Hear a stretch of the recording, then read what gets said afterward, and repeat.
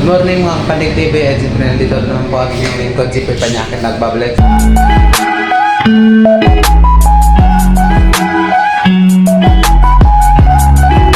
So yun mga Kapanig TV, dito po tayo ngayon sa hotel dahil po uuwi na yung kapatid ko.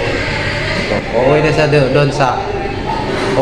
doon sa Barangay Manubo. Uuwi na siya mga Kapanik. So yun mga Kapanik TV, dito kami natutulog kagabi sa hotel dahil uuwi na siya sa amin. Mag-aaral na siya ulit.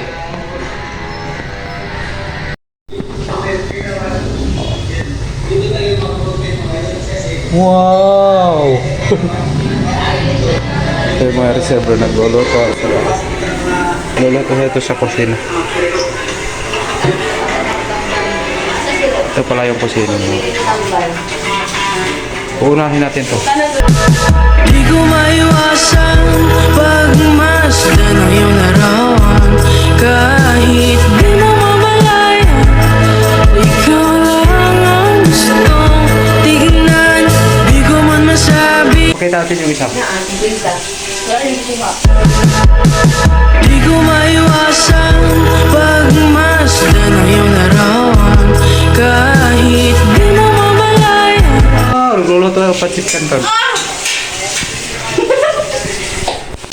Nagbabay ng mga Kapanik TV, tapusin yung video na to. Ayan, kung nagustuhan nyo itong video na to, please bigyan ko ng isang bagsak na like, comment, share, and subscribe at hit notification bell button para lagi kayo updated sa mga videos na gagawin ni Panik TV.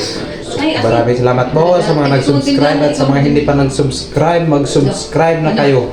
Kailangan na po natin magpaalam yan. 3, 2, 1, tama.